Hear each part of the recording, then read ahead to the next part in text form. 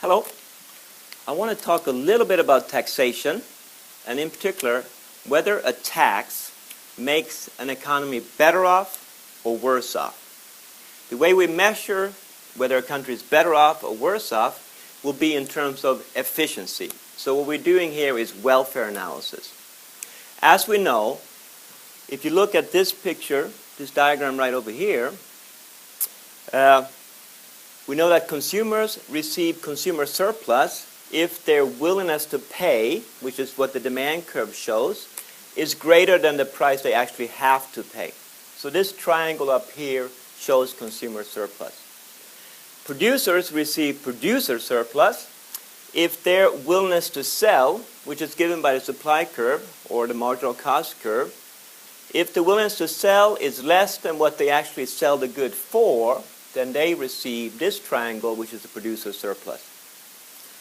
So what I want to do is see what happens to surplus, total surplus, in the economy when we impose a tax. I'm going to do it twice. First, I'm going to assume that we have a perfect world. These two diagrams over here is going to show a perfect world. A perfect world is defined as there being no market failures. And then over here, I'm going to look at an imperfect world. In this world, there is a market failure. All right, so the failure that we're going to be looking at is pollution. So are we going to assume later on that when the firm produces a good, a unit of output, they will also produce a unit of pollution? And there's a marginal cost of that unit of pollution. But of course, in the perfect world, since there is no pollution, the marginal cost of pollution will be zero. All right. So what we have here is that the government's going to put a tax, we're going to call it a sales tax or a per unit tax, on the producers. And what happens when you put a tax on producers, a per unit tax, is that their marginal cost is going to increase. The reason is, of course, that now when they want to produce and sell a good, they have to pay not only for labor, capital, and land, they also have to pay the tax to the government. So what would happen then is that the supply curve would shift up. In particular, I'm just going to trace it out over here.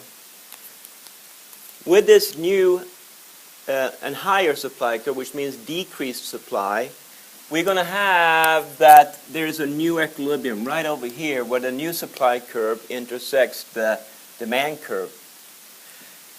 This new equilibrium is going to tell us how much consumers will have to pay for this good. But importantly, when consumers pay PC, producers will only receive this price less the tax, which is equal to PP. So producers receive a different price from what the consumers pay.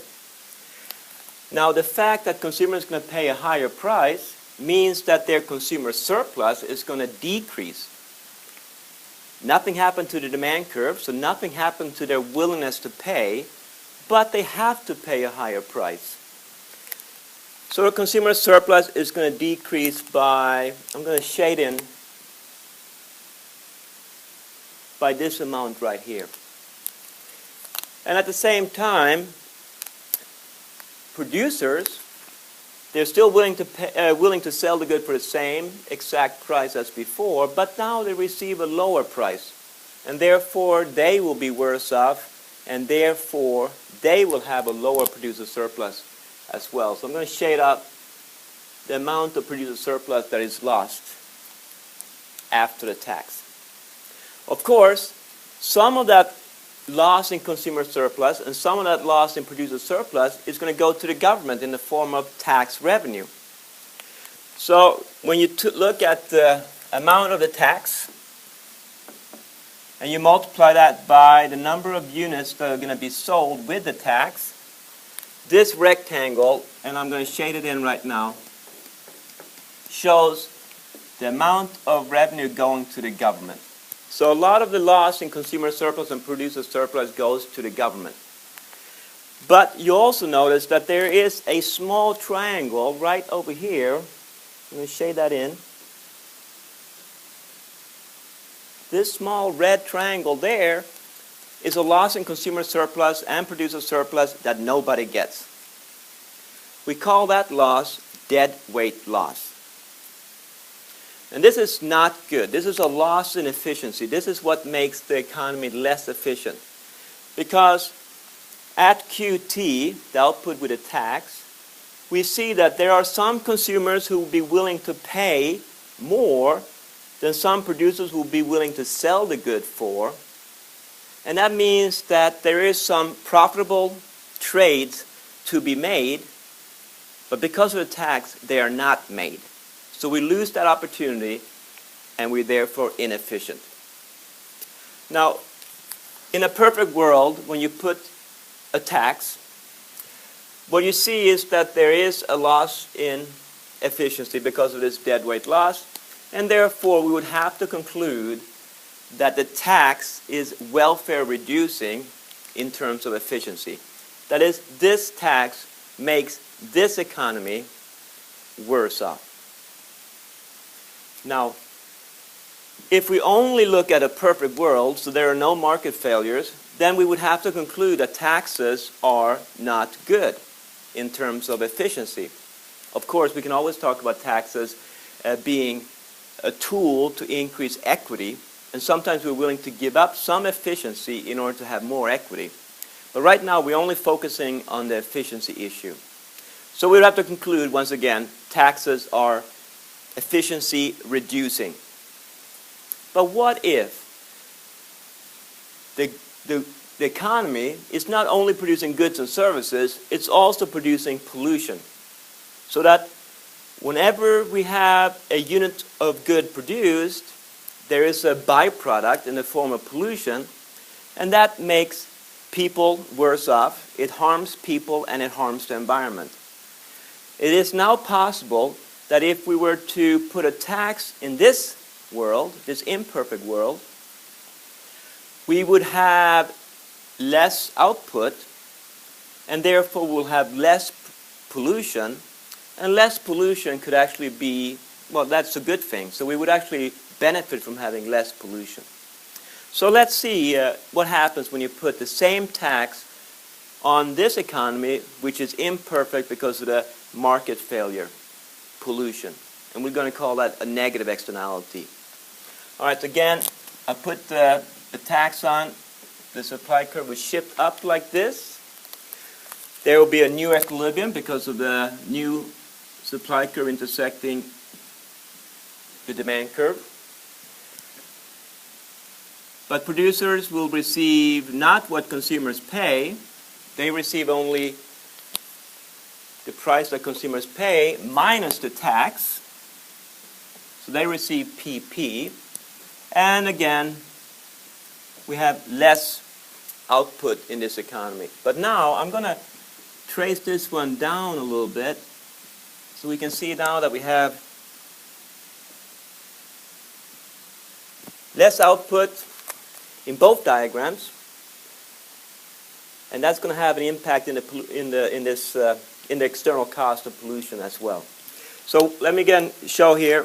First of all, the higher price paid by consumers is going to reduce consumer surplus. It's also going to reduce producer surplus. A lot of that loss in consumer and producer surplus is going to go to the government. So we have tax revenue, which is the per unit tax multiplied by the quantity. But again, there is some loss in consumer surplus and producer surplus that nobody gets. And that's going to be given by our little triangle over here. That's the loss in efficiency. But now, this loss in efficiency is going to be somewhat offset, maybe completely offset, by a loss in external costs. That is, we're going to have a smaller cost of pollution.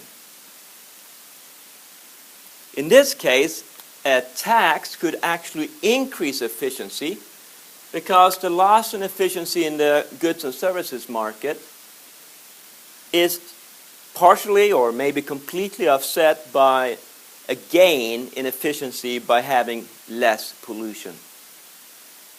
What we see here is that whether taxes are good or bad depends on whether we are in a perfect world or in an imperfect world. Of course, it also depends on how well the government is able to impose or adopt a tax. But right now we assume that the government can do this just about perfectly. So again, this is a short, very brief discussion about taxation. I want you to remember that taxes can be either bad or good, depending on whether we have market failures or not. Thank you.